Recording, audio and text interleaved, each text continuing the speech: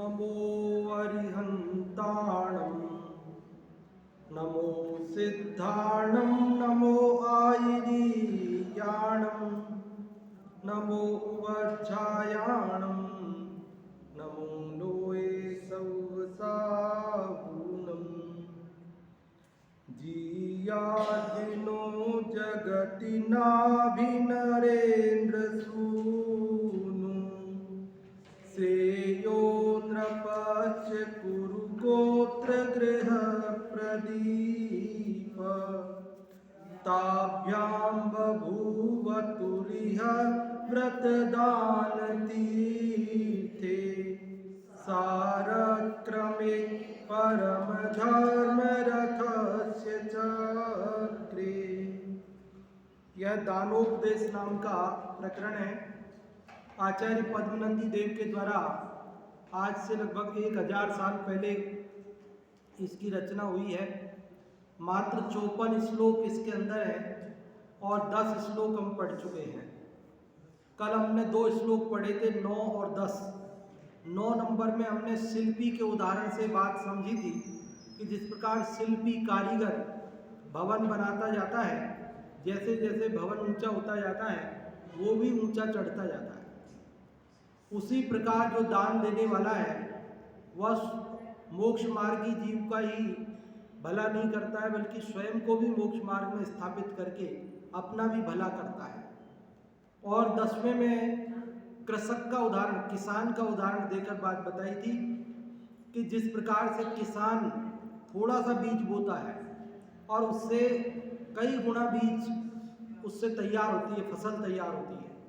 उसी प्रकार कोई भक्ति भाव से यदि मुनिराज को एक शाक पिंड भी, अर्थात थोड़ा सा भी, शाक पिंड मतलब थोड़ा सा भी अल्प भी आहार देता है तो उससे उसको अनंत गुणे फल की प्राप्ति होती है। ये सारी की सारी चर्चा दान की महिमा हमने पढ़ी। अभी 11वां श्लोक पढ़ते हैं, देखिए क्या कह रहे हैं।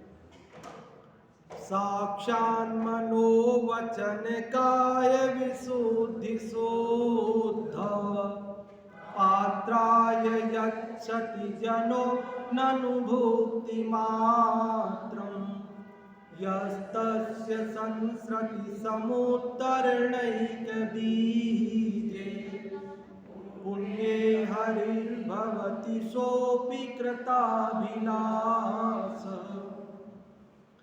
क्या कह रहे हैं आचार्य पद्मनंदी देव इसके अंदर कि साक्षात मनो वचन काय विशुद्धि शुद्ध, कि जो मन वचन काया की विशेष शुद्धि से शुद्ध है, ऐसा जनो, ऐसा जन, ऐसा व्यक्ति पात्राय, पात्र के लिए, मुनिराज के लिए भुक्ति मात्रम यच्छति, भुक्ति मात्र मतलब भोजन मात्र, आहार दान मात्र, यच्छति देता है।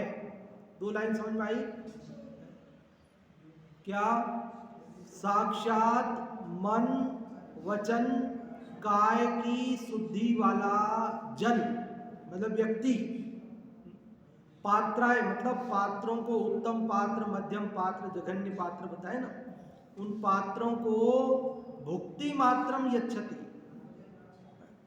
4 दान में से केवल 8 दान भी करता है तो भी तस्य संसृति समुत्तरणैक बीजे पुण्ये, यह मतलब जो ऐसा करता है, तस्य मतलब उसके संसृति समुत्तरणैक बीजे, संसृति मतलब संसार को, समुत्तरण मतलब पार करने, संसार को पार करने का जो बीज मतलब कारण, संसार से पार होने के कारण रूप जो पुण्य है, उस पुण्य की हरि भवति, हरि मतलब इंद्र, इंद्र क्या है?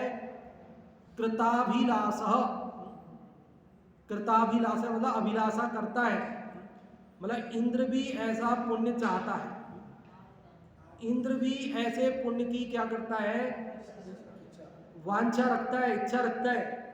कैसे पुण्य की? कि जो पात्र दान से मोक्ष का कारण, संसार सागर से पार होने के कारण रूप पुण्य, ऐसे पुण्य की वांछा तो हरि भी करता है। हरि मतलब इंद्र भी करता है। इंद्र के पास कोई पुण्य की कमी नहीं है। संसार में सबसे अधिक पुण्य तो इंद्र के पास ही है, संसार की दृष्टि से देखा जाए। उसके पास वैभव की कोई कमी नहीं है, लेकिन कह रहा है ऐसे वैभव का क्या करूं, ऐसे पुण्य का क्या करूं।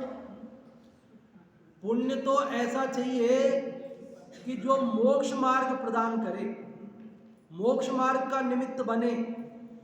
पुण्य ऐसा जिसके फल में मोक्ष के मार्ग के निमित्त साक्षात हमको मिले, सच्चे देव शास्त्र गुरु का समागम मिले, और जिसके द्वारा हम मार्ग पाकर मुक्ति को प्राप्त करें। ऐसा पुण्य पात्र दान से मिलता है। इसलिए इंद्र उस पुण्य की वांछा रखता है। कहता है ना, सुना ही है आप सबने कि मेरा ये सारा वैभव ले लो और मुझे एक क्षण के लिए ये मनुष्य बनने का अवसर दे दो। तो क्या उसके पास पुण्य की कमी है? तो मनुष्य के पास क्या वैभव ज्यादा है? कि नहीं, वैभव की बात नहीं है। बात यह है कि वो संयम धारण कर सकता है, लेकिन इंद्र संयम धारण नहीं कर सकता है। तो क्या कहा इस श्लोक में? साक्षात् मनोवचन काय विशुद्धि शुद्ध पात्राय यच्छति जनो ननु भुक्ति मात्रम् यस्तस्य संसृति समुत्तरणैक बीजे पुण्ये हरिर्भवति सो विकृताभिलाष। कि साक्षात मन वचन काय की शुद्धि वाला जो व्यक्ति है, वह यदि पात्रों को भुक्ति मात्र भी, आहार दान मात्र भी देता है, उसके संसार से पार होने के कारण रूप पुण्य में इंद्र भी ईर्ष्या रखता है, इच्छा रखता है उसकी। उससे ये समझो आप कि उससे ज्वेलसी रखता है, उससे ईर्ष्या रखता है। उसको ऐसा लगता है कि ऐसा पुण्य काश मेरे भी होता। मन वच तन की शुद्धि पूर्वक जो मुनिवर को दे आहार, ऐसे भव दधि तारक शुभ में सुरपति भी करते अभिनाश। मन वचन तन की शुद्धि पूर्वक जो मुनिराज को आहार देते हैं, उससे जो पुण्य बनता है, ऐसे भवदधि तारक शुभ, ऐसे भव संसार से पार करने वाला जो शुभ मतलब पुण्य, उसमें सुरपति भी उस पुण्य की अभिलाषा करता है। जो मनुष्य भली भांति मन वचन काय को शुद्ध कर उत्तम पात्र के लिए आहार दान देता है, ऐसे मनुष्य के संसार से पार करने में कारणभूत पुण्य की अभिलाषा नाना प्रकार की संपत्ति का भोग करने वाला इंद्र भी करता है। इसलिए गृहस्थाश्रम में सिवाय दान के दूसरा कोई कल्याण करने वाला नहीं। अतः श्रावकों को दान अवश्य चाहिए। श्रावकों को क्या करना चाहिए? है क्या करना चाहिए? क्यों करना चाहिए दान? है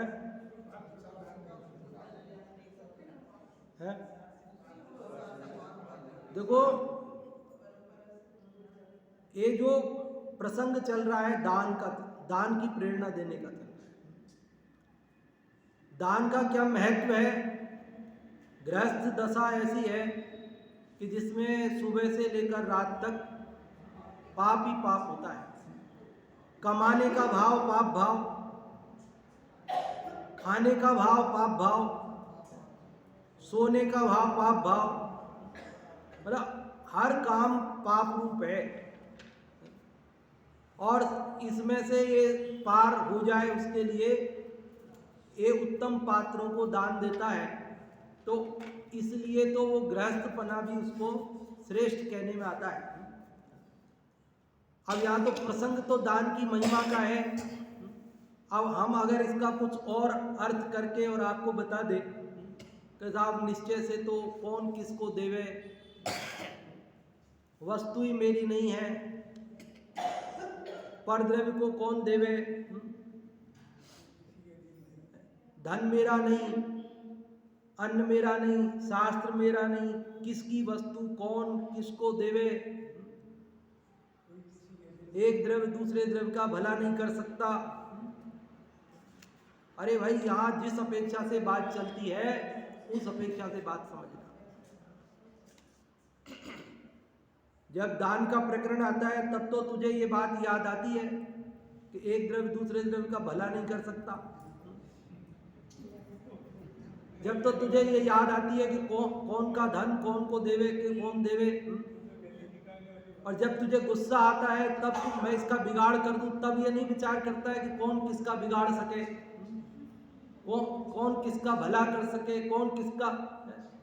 जब अपने बेटे बेटी को पढ़ाने लिखाने का नंबर हो, कहीं कुछ दूसरा काम हो, लौकिक काम हो, तब तो तुझे परिणाम नहीं आता कि एक द्रव्य दूसरे द्रव्य का क्या कर सके।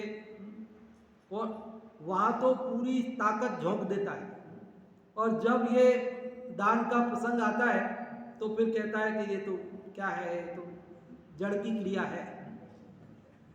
अरे भाई जड़ की क्रिया है, इसमें कोई संशय नहीं है, लेकिन जो जड़ ही जड़ में जिसका जीवन उलझा हुआ है सुबह से लेकर रात तक, उसको तो एक पात्र दान करने से एक निमित्त है उसको आगे बढ़ने का, सत्संगति प्राप्त होती है। इसलिए ये बात को पद्मनंदी देव निर्ग्रंथ दिगंबर भावलिंगी संत आज से 1000 साल पहले वो जो कह रहे हैं, क्या हमारी भूमिका उन पद्मनंदी आचार्य से भी बड़ी हो गई? पद्मनंदी देव से भी ऊंची भूमिका है क्या हमारी? कोई कहेगा साहब दान तो व्यवहार धर्म है, परमार्थ धर्म तो अलग है। अरे भाई परमार्थ धर्म है, लेकिन ये व्यवहार धर्म है, इसका मतलब ये गलत है, नहीं करना चाहिए, नहीं करने लायक है, ऐसा नहीं है। ज्ञानियों को, परमार्थ धर्मात्माओं को भी यह विकल्प आए बिना रहता नहीं। उनको लगता है कि ये धन किस काम के लिए है, सदुपयोग हो जाए इसका, बस ऐसा लगता है उसको। इसलिए जहाँ जहाँ जे जे योग्य छे तहाँ समझो ते। अभी जिस अपेक्षा से जो प्रसंग चलता है उसी अपेक्षा से वो बात अपने को समझनी चाहिए और दान की प्रेरणा अपने को लेनी चाहिए। बहुत सुंदर सुंदर प्रेरणा है। हमारा राग घट जाए तब तो उत्तम बात है, और बाकी तो हम राग में तो फंसे ही हुए हैं। एक और श्लोक पढ़ते, देखो क्या कह रहे हैं, बहुत ही जोरदार बात कह रहे। देखो इस 12वें श्लोक में ये बात अपन पहले भी पढ़ के चुके हैं। इस श्लोक में जो बात है वो बात अपन धर्मोपदेशामृत पहले अधिकार में भी पढ़ के चुके हैं। उस दिन निकाला था ना, आपने निकाला था वो श्लोक, उस दिन निकाला। कितने नंबर था? 12 नंबर है ना। वो 12 नंबर में जो श्लोक में बात कही थी उधर, वही वहाँ भी 12 नंबर था, यहाँ भी 12 नंबर है, वहाँ भी 12 था। एक मिनट देख लेते हैं इधर। देखो धर्मोपदेशामृत में अपना कितना नंबर था?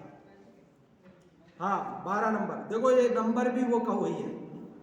इधर धर्मोपदेशामृत में जो 12वां श्लोक था है ना, इसका हेडिंग देख लो आप, शीर्षक देख लो कि मुनि धर्म के अवलंबन स्वरूप गृहस्थ धर्म किसे प्रिय नहीं। मतलब इस 12वें श्लोक में मुनि धर्म का अवलंबन, आश्रय, आधार गृहस्थ धर्म को कहा। और यही बात यहाँ कह रहे हैं कि गृहस्थ ही मानव मोक्ष मार्ग का आधार है। देखो अभी पढ़ते हैं, आपको बिल्कुल वो की वही बात नजर आएगी। मोक्षस्य कारणमभीष्टुतमात्र लोके तद्धार्यते मुनिभिरंग बलात् तदन्नात् तद्दीयते च ग्रहिणा गुरु भक्ति भाजा तस्मात् धृतो ग्रही जनेन विमुक्ति मार्ग मोक्षस्य कारणम अभीष्टुतम। मोक्षस्य कारणम, मोक्ष का कारण क्या है? मोक्ष का कारण सम्यक दर्शन, सम्यक ज्ञान, सम्यक चारित्र, रत्रत्र है। अभीष्टुतम, अभीष्टुतम मतलब कथितम, कहा गया है। मोक्ष का कारण जो कहा गया है रत्नत्रय, वो अत्र लोके, इस लोक में, तत् वह रत्नत्रय धार्यते मुनि भी, धार्यते मतलब धारण किया जाता है। किसके द्वारा? रत्नत्रय कौन धारण करते हैं? मुनिराज धारण करते हैं। कैसे धारण करते हैं? अंग बलात्। कैसे धारण करते हैं? अंग बल से। अंग मतलब शरीर, अंग मतलब शरीर में ताकत हो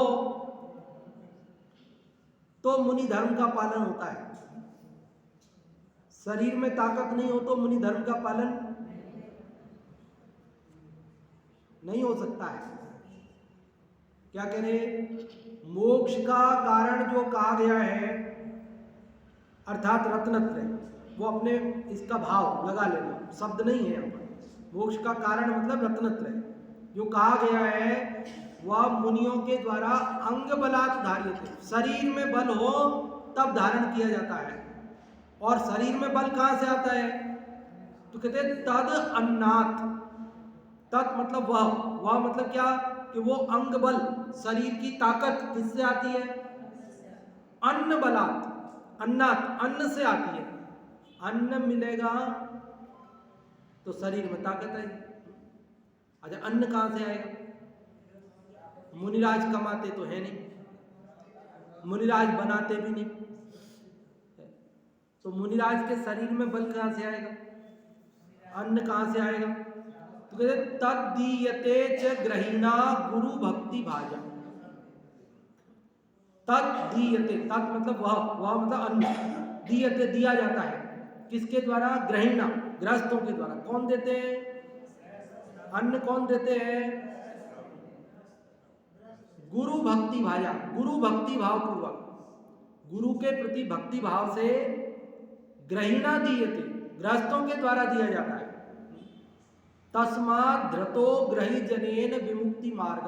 तस्मात् इसलिए, धृतो मतलब धारण किया गया है, ग्रही जनेन गृहस्थों के द्वारा, मुक्ति मार्ग, मोक्ष मार्ग को गृहस्थों ने ही धारण कर रखा है।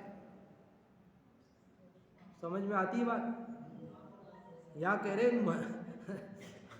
मुनि धर्म को बोले गृहस्थों ने धारण किया है।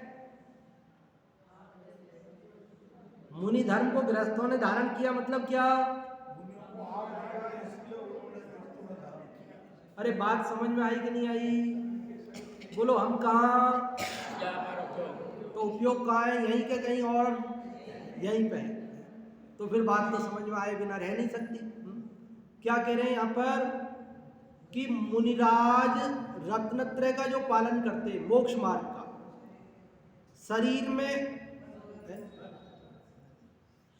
शरीर में ताकत होगी तो शरीरम आद्यम खलु धर्म साधनम, शरीर धर्म का साधन, प्रथम साधन है। मुनिराज के शरीर में ताकत नहीं रहे, खड़े खड़े आहार नहीं ले सकते, तो क्या होगा?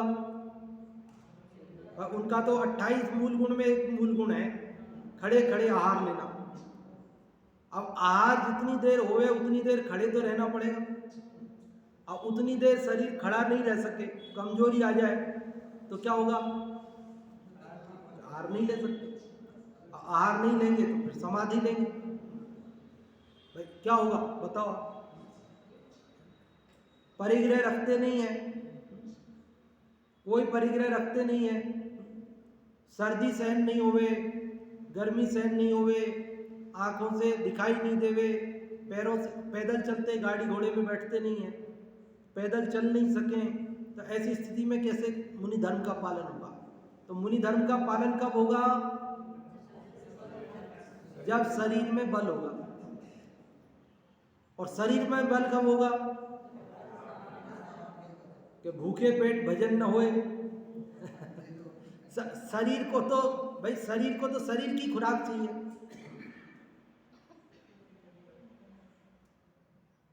आचार्य पद्मनंदी देव लिख रहे हैं, हमारी तो हिम्मत नहीं थी ये बात कहने की, हम कैसे कह सकते ये बात, बोलो, और कौन मानता हमारी बात। ये तो पद्मनंदी देव ने लिखी है, तो हम पढ़ के आपको सुना रहे हैं। क्या लिखी है कि मुनिराज भी जो रत्नत्रय का पालन करते हैं, किससे करते हैं? शरीर में ताकत हो तो करते हैं। और शरीर में ताकत कहाँ से आती है?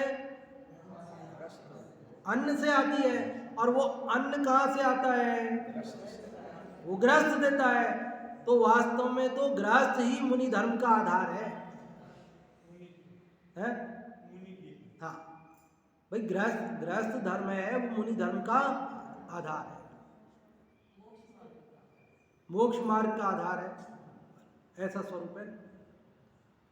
अरे दुकान में, बाजार में जितनी भी बनियों की दुकान है ना, इनके भरोसे ही सारे जुलूस निकलते हैं, इनके भरोसे ही सारे तीज त्योहार मनते हैं भारत में।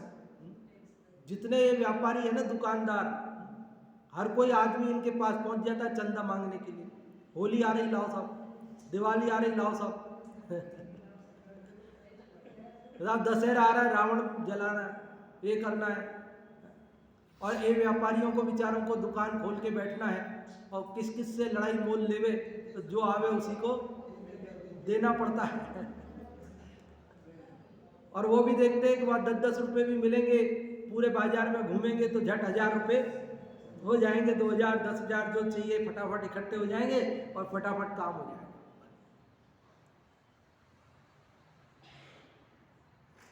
एक गृहस्थ मुनिराज को आहार दान करते हैं, इससे मुनिराज धर्म ध्यान कर पाते हैं। इसलिए गृहस्थ धर्म को निंदनीय नहीं कहा है, सदगृहस्थ को तो प्रशंसनीय कहा है। ये जो बात आती है ना शुभ विवाह वाली बात, शुभ विवाह, तो लोग कहते विवाह काय का शुभ है, विवाह काय की शुभ है, विवाह के आगे यूं ही शुभ लगा दिया आपने, लोग ऐसा बोलते। अरे भाई, विवाह शुभ है इसलिए लगाया है, शुभ नहीं हो तो शुभ नहीं लगा सकते। विवाह भी कुछ शुभ होता है कि हाँ शुभ होता है, क्योंकि अब उन्होंने मुनि धर्म के निभाने के लिए गृहस्थ धर्म को अपनाया है। वो एक गृहस्थी की गाड़ी तैयार की है उसने, और वो इस जिन धर्म को अगली पीढ़ी तक पहुंचाने के लिए कटिबद्ध हुआ है। और वो मुनि धर्म को निभाने के लिए आहार दान आदि देकर, जिनायतन आदि के निर्माण में सहयोग देकर, वो इस जिन धर्म को आने वाले 18,500 वर्षों तक सुरक्षित रखने वाला है। इसलिए वो गृहस्थ धर्म, वो विवाह शुभ है। समझ में आती है बात?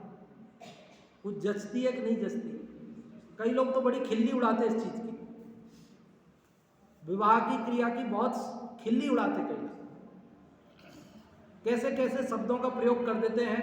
मुझे तो इतना अटपटा लगता है कि ऐसे शब्दों का प्रयोग कैसे और क्यों करते हैं, करना नहीं चाहिए। अब मैं कहूँगा नहीं, बताऊँगा नहीं आपको क्या क्या शब्द प्रयोग कर देते हैं, जब कहते तब आप सुनते ही हो। ये कोई अशुभ क्रिया नहीं समझना। अरे जो ब्रह्मचर्य महाव्रत अंगीकार करते हैं वे तो श्रेष्ठ हैं, लेकिन जो ब्रह्मचर्य व्रत अंगीकार नहीं कर सकते, नहीं करते, जो अपने को इसमें कमजोर पाते हैं, वे विवाह करके एक देश ब्रह्मचर्य व्रत का पालन होता है। और विवाह नहीं करना है, ब्रह्मचर्य व्रत भी नहीं लेना है, तो वो तो अनाचार है, वो तो दुराचार है, वो तो जगत के समस्त के प्रति का राग है, जगत के समस्त के प्रति का भोग का परिणाम है। इसलिए वह तो निंदनीय है। शुभ विवाह इसलिए है कि उसने जगत की समस्त स्त्रियों के प्रति का राग तोड़कर अपने राग को केवल एक स्त्री तक सीमित किया, इसलिए वो प्रशंसनीय है। कई लोग कहते हैं अरे साहब ये क्या बात है साहब, देखो ये बात ध्यान देना, क्या रखा ये मायना नहीं रखता, क्या छोड़ा ये प्रशंसनीय है। कदा उसने एक पत्नी रख ली, रख ली उसकी बात मत करो, उसने दुनिया की समस्त स्त्रियां छोड़ दी ना। समझ में आ रही बात? जिसने विवाह किया उसने क्या किया? कदा एक पत्नी रख ली, एक रख ली उसकी बात मत करो। दुनिया की बाकी सबके उसके पहले तो हर किसी के बायोडाटा आते थे ना, फोटो आती थी हर किसी की। कदा देख लो देख लो देख लो, हाँ हाँ देख लेंगे, हाँ हाँ देख लेंगे। हर एक की फोटो देख रहा है, हर एक की बायोडाटा देख रहा है, हर एक को देखने जा रहा है। और जैसे ही उसने कहा कि भाई अब मेरा विवाह हो गया, मेरी सगाई हो गई, मेरा पक्का हो गया, रोका हो गया, अब कोई बायोडाटा देख सकता है? कोई दिखाएगा उसको बायोडाटा और वो देखेगा? और कोई दिखाए और वो देखे तो क्या होगा बताओ? वो भी छूट जाएगा।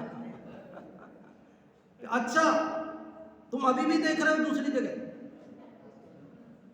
अभी भी तुमने बंद नहीं किया देखना। समझ में आ रही बात? ये विवाह शुभ ही है, इसमें कोई संशय नहीं करना, बशर्ते उसको विधि पूर्वक अहिंसक तरीके से यत्नाचार पूर्वक विधि संपन्न हो, यत्नाचार पूर्वक वह गृहस्थ धर्म का पालन करे, तो वो निंदनीय नहीं है। उसको कहीं भी आचार्यों ने निंदनीय नहीं कहा है। देखो क्या कह रहे आगे। हाँ, चक्रवर्ती विवाह आजकल चल पड़े हैं। आजकल चल पड़े मतलब ऐसा नहीं है कि वो पहले नहीं थे, पहले भी थे। उसमें मैं जहाँ तक समझता हूँ कोई दोष नहीं है, कोई गलत नहीं है, बल्कि मैं तो सोचता हूँ अच्छा है, सही है। वो धार्मिक विधि विधान से धर्मायतन के नज़दीक रहकर पूजा पाठ करके विधि विधान पूर्वक करते हैं, जहाँ तक मेरी जानकारी है। तो अच्छा है, इसमें कोई बुराई वाली बात नहीं है। पुराणों में तो आए हैं उल्लेख इस प्रकार के कि जिन मंदिर में जिन विवाह करें, देखो कोई भी प्रतिज्ञा लेते हैं तो प्रतिज्ञा मंदिर में लेनी चाहिए। बोलो मंदिर में लेते हैं कि नहीं प्रतिज्ञा? तो ये विवाह भी एक देश ब्रह्मचर्य की प्रतिज्ञा है, तो ये भी मंदिर में ही ली जाती है। उसमें क्या है? ये भी मंदिर में ही लेनी चाहिए। अन्य लोगों के यहाँ तो अग्नि साक्षी होती है, हमारे यहाँ अग्नि तो एक इंद्रिय जीव है, वो तो सब। हमारे यहाँ तो देव शास्त्र गुरु की साक्षी होती है, जिनेंद्र देव की साक्षी होती है। तो जिनेंद्र देव के समक्ष विवाह हुए, क्या दिक्कत है? कोई दिक्कत नहीं। हाँ बाबू जी, मंदिर में विवाह होना चाहिए। हाँ, मंदिर में विवाह हुए ऐसा पुराण में मूल श्लोक में लिखा है। आप चाहें तो मैं श्लोक दिखा दूंगा। अब सुनो, अब आपका जो संशय है वो दूर कर देता हूँ, नहीं तो आप संशय में रह जाओगे। वहाँ केवल विवाह होगा, मतलब वहाँ केवल प्रतिज्ञा ली जाएगी, खाना पीना नहीं होगा मंदिर में। मंदिर में चप्पल जूते पहन के नहीं जाएंगे। मंदिर में तो केवल एक देश ब्रह्मचर्य व्रत की प्रतिज्ञा होगी। वो विवाह की विधि जो सामान्य जो विधि है ना अपने जैन दर्शन के अनुसार, मात्र उतना काम होगा। बाकी आपको समाज को जिमाना है, जो कुछ भी करना है, वो सब काम मंदिर में नहीं होंगे। हाँ हाँ, तो सबसे पहले विवाह होने के बाद में मंदिर लेके जाते हैं, मंदिर में लेके। तो क्यों वो मंदिर में इसीलिए तो लाते हैं कि वो पहले नहीं गए तो अब तो चलो, पहले नहीं गए तो अब चलो, वो वाली बात है।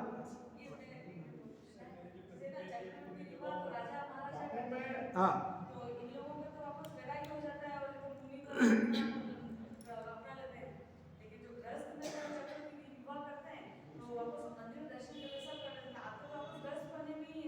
नहीं, ऐसा नहीं। चक्रवर्तियों को सबको थोड़ी वैराग्य होता है, सबको वैराग्य नहीं होता है।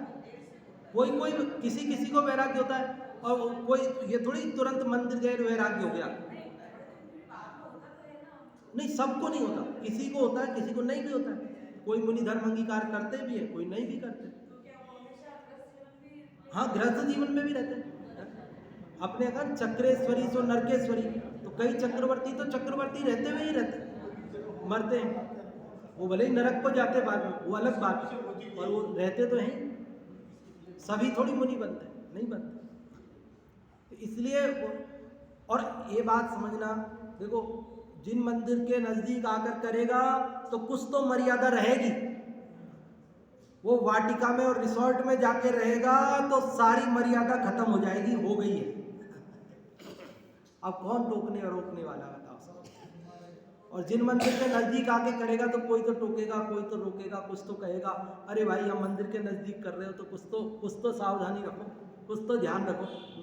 लेकिन जो कहीं इधर उधर जाके करेगा तो वो तो कोई मर्यादा बचेगी नहीं। अब आप सोचो, अब आप 150 किलोमीटर दूर जाकर के किसी रिसोर्ट में आप शादी करोगे, सारे मेहमान वहीं आएंगे, जिनके देव दर्शन का नियम है वो तो देव दर्शन ही नहीं कर पाएंगे, रात को वहीं उतरेंगे मेहमान। अब उनको 50 किलोमीटर कौन दर्शन कराने ले जाएगा? कहीं नशिया जी में विवाह होगा तो कम से कम बेचारे देव दर्शन, जिनके नियम नहीं है, वो भी यहाँ मंदिर है वही दर्शन करोगे, मंदिर है दर्शन करो। इसलिए जितना हम, कई लोगों को लगता है मंदिर की पवित्रता भंग हो जाएगी ऐसे तो, अरे मंदिर की पवित्रता भंग नहीं होगी, आप पवित्र हो जाओगे। कई लोग क्या है, ये सोचते हैं मंदिर की पवित्रता भंग हो जाएगी, इस चक्कर में वो दूर चले जाते हैं। लेकिन मंदिर अपवित्र नहीं होता है भैया, या तो आप पवित्र होते हो और आप दूर जाते हो तो आप अपवित्र हो जाते हो।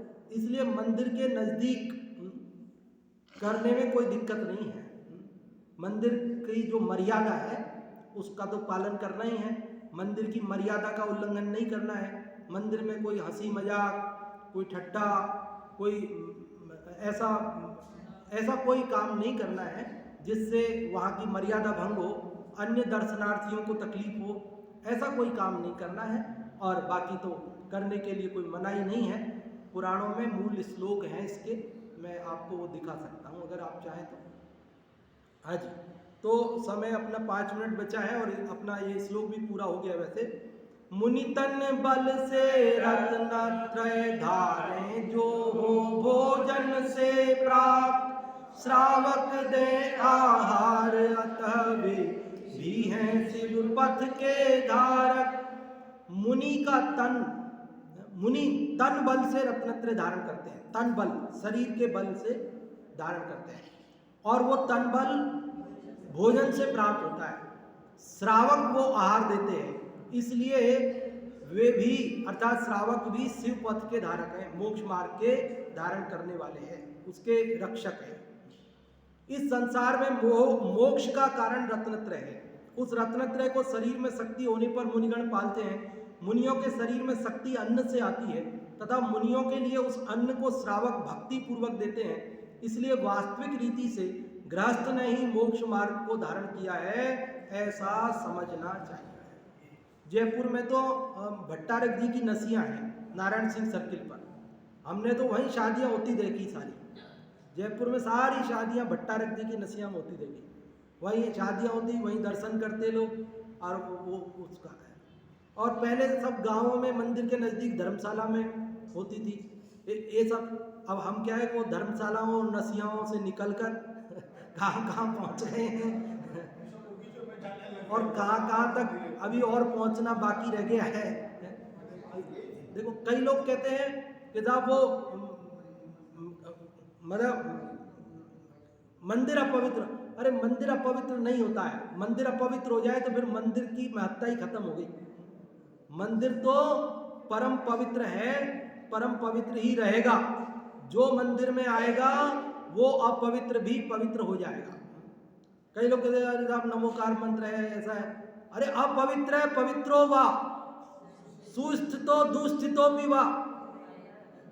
तो साहब लेटे हो तो हॉस्पिटल में, नहाए नहीं हो तो नमोकार मंत्र, अरे बोलो। स्नान ही नहीं किया, हॉस्पिटल में हम लेटे हैं बिस्तर पे, अरे नहीं बोलोगे तो क्या बोलोगे? फिर नहीं ये सोचोगे तो क्या सोचोगे? नहीं ये चिंतन करोगे तो क्या करोगे? फिर फालतू की बातें सोचोगे, फालतू की बातें करोगे, जिससे तो ये बढ़िया है कि साहब नमोकार मंत्र का अभिनय तो नहीं हो जाएगा, कि नहीं होगा। आप पवित्र हो चाहे अपवित्र हो, चाहे सुस्थित आप चाहे बैठ पा रहे हो और चाहे आप बैठ भी नहीं पा रहे हो, आपकी जैसी भी दशा हो, आप नमोकार मंत्र यह ध्यायेत पंच नमस्कारम सर्व बाह्याभ्यंतरे शुचि, जो पंच नमस्कार मंत्र का ध्यान करता है वो बाहर अंदर से पवित्र हो जाता है। चिंता करने की जरूरत नहीं है। वैसे ही शरीर तो अपवित्र है, नहाने से कौन सा पवित्र होता है। इसलिए धर्म ध्यान से दूर मत हो, जिन मंदिर से दूर मत हो, ये अपवित्र नहीं होंगे बल्कि हम पवित्र हो जाएंगे। अभी अपन ने आज कितने श्लोक पढ़े? 2। कौन कौन से? 11 नंबर और 12 नंबर। 11 में क्या बात पढ़ी कि जो मन वचन काय की शुद्धि पूर्वक मुनिराज को आहार देता है उसको संसार तारक जो पुण्य बनता है उसकी अभिलाषा इंद्र भी करता है। और इस 12वें श्लोक में क्या बात पढ़ी कि मोक्ष का कारण जो रत्नत्रय है उसे मुनिराज शारीरिक बल से धारण करते हैं। शारीरिक बल अन्न से प्राप्त होता है और अन्न गृहस्थ देते हैं, इसलिए गृहस्थ भी मोक्ष मार्ग के धारक हैं, रक्षक हैं, ऐसा समझना। और दान देने के लिए अपने मन को बनाना, दान से पीछे नहीं हटना। ये मौका दान देने का भी हर समय हर एक को नहीं आता है। कई लोगों को लगता होगा साहब हमारे तो आता रहता है, तो समझ लेना कि आप बहुत पुण्यशाली जीव हो जो आपको ऐसा मौका आता है। मेरे को याद नहीं रहा क्या लिखा था आज के अखबार में। आज के अखबार में एक विज्ञापन था जाट समाज का। जाट समाज का था, वो जयपुर में कल कोई परसों 5 तारीख को कोई महाकुंभ है, बड़ा कोई आयोजन है, तो उसमें 2 लाइन उसने लिखी थी। वो 2 लाइन आपके घर में पढ़ा होगा, पत्रिका अखबार तो आते ही हैं आपके लगभग घरों में, तो आप उसको जाके ऐसे पलटना। उसमें 2 लाइन बड़े बड़े अक्षरों में लिखी है, अब वो मुझे याद नहीं है। उनका भाव कुछ ऐसा ही है कि ना तो ये मिट्टी आपको दोबारा पैदा करेगी, ये शरीर मनुष्य शरीर दोबारा नहीं मिलेगा, और मिल भी गया तो ये दमखम दिखाने का मौका दोबारा नहीं आएगा, और मौका आ गया है और फिर भी तुम नहीं दमखम दिखाओगे तो फिर क्या मतलब है। मतलब वो कह रहे कि तुम ज़्यादा से ज़्यादा लोग पहुंच के जयपुर में महाकुंभ में शक्ति प्रदर्शन करो, और अगर नहीं करोगे तो ये मौका तुम्हारे पास दोबारा नहीं आएगा। ये तो उन्होंने लौकिक बात कही, लेकिन यहाँ कह रहे भैया ये दान का प्रसंग, दान का अवसर, दान देने की शक्ति, दान देने का परिणाम, दान देने की योग्यता, दान देने के लायक हमारी सामर्थ्य और दान लेने वाले पात्र जीव, ये सब बहुत मुश्किल से किसी भाग्यशाली जीव को प्राप्त होते हैं। इसलिए मौका आ जाए तो चूकना नहीं। ये बात यहाँ ग्रहण करना, शेष चर्चा आगे करें। अभी जिनवानी स्थिति।